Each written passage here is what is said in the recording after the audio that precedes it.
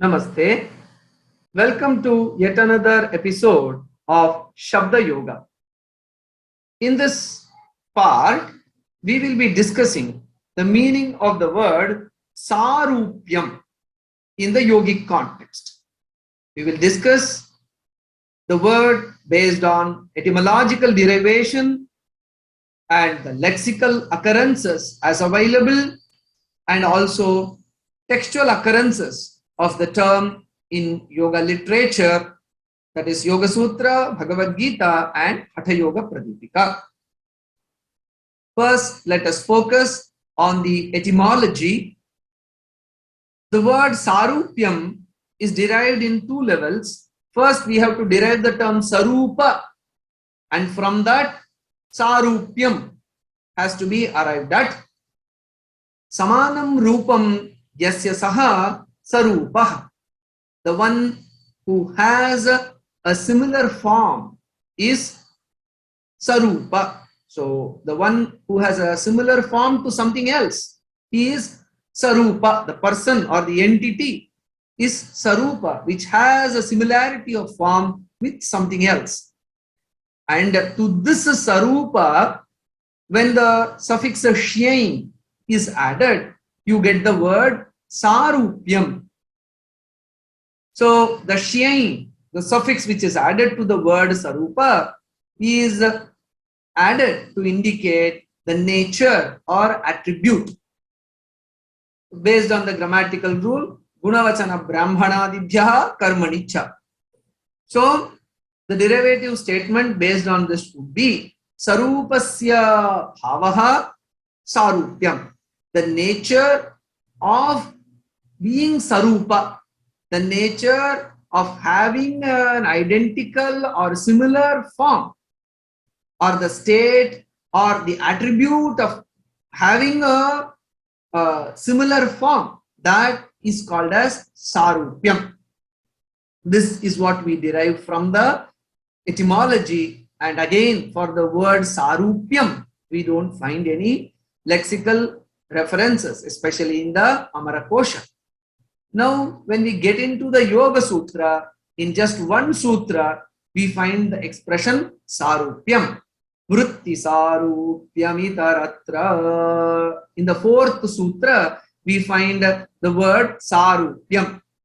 And those who are aware of the Yogasūtra context, everyone will know that in the state of yoga, then Swarupe avasthanam, the consciousness abides or exists in its pure nature. Vritti Sarupyam itaratra. Itaratra means in a state of absence of Chitta Vritti Nirodha. When the Chitta Vrittis are active, when there are lots of activities in the Chitta going on, then Vritti Sarupyam, the state of a state of existence which is similar to that of the Vrittis, or the nature of the Purusha or the consciousness is similar to that of the Vrittis or the activities of the mind. That's what the sutra conveys. Now, to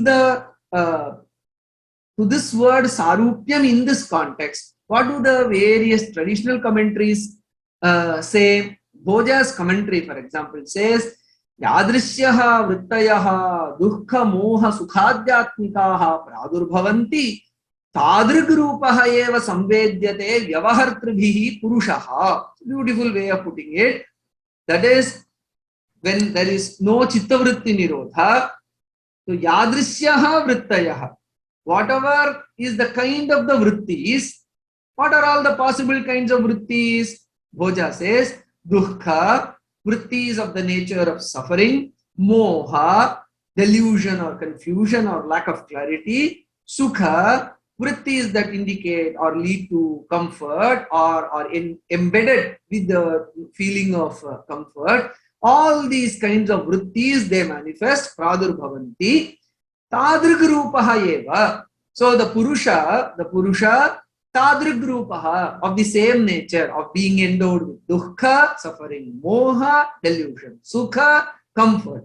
Tadrishaha, tadrigrupa, of the same nature, of the same form, samvedyate is understood or is known vyavahartrabhihi, those who transact about the Purusha, those who transact or discuss about the Purusha, the vrittis, those who speak about the Purusha, they also say, oh, the consciousness is also undergoing the self-same changes.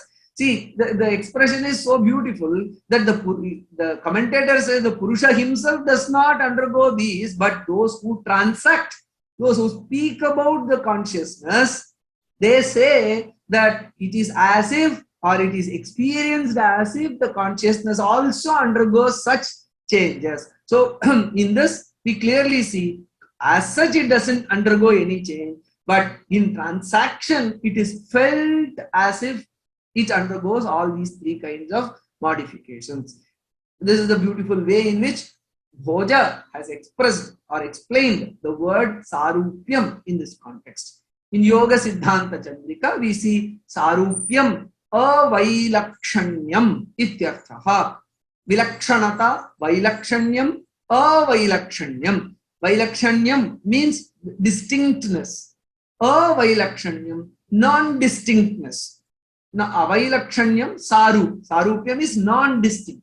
So one is not able to separate and discern the difference between the vrittis and the consciousness. So such a state is described. Non-distinctness is called as Sarupyam. In Yoga Sudhakara, we see the same description. Vrittishu utpadyamanasu chitichayayam pratibhimbitayam tadaviveka tadatnyamapanneva chitishaktir bhavati japaraktaha iva sphatikaha. The same idea of the lack of perception or lack of the ability to perceive the distinction between the consciousness and the activities of the mind is confirmed here also. But the unique aspect in this commentary is the example that it gives for the vritti sarupya, japa raktahaiva sphatikaha. So sphatikaha is the pure crystal, and japa is the hibiscus, the red hibiscus. So when the red hibiscus is in the proximity of the pure crystal, then what happens? The crystal seems to have acquired the redness of the hibiscus. So similarly, the pure consciousness in the proximity of the modifying activities of the mind, ever modifying activities of the mind, seems to undergo modification, while as such there is no change in the consciousness. So this is a Sarupyam. So the example to remember for Sarupyam is the reddishness that is acquired by the crystal in its proximity, in the proximity of the hibiscus flower. Again, another example in the context of Sarupyam is worth noting when we see in the commentary Yogavalli of Yogacharya Krishnamacharya. So Krishnamacharya says, Yatha Shailushaha Vibhakta Vesha Bhusha Dharanena Swayam Ekopi Nana Namani Labhate Kvachit Khidyati, Kvachit Tushyati, Kvachit Nrityati, Gayati, Rauti Cha. So it is a beautifully expressed idea. So though it is in agreement with all the previous commentaries, the example is Shailusha. Shailusha is an actor. An actor changes his costumes and then he acquires various names. So by the change of the costumes, he acquires various names, and then sometimes kvachit khidyati, sometimes he experiences or emotes sorrow, sometimes he expresses joy, sometimes kvachit nrityati, sometimes he dances, sometimes he sings, sometimes he shouts rauti. So in this way, similarly, just like an actor performing, or there is the transient change of emotions, similarly, but the actor remains the same.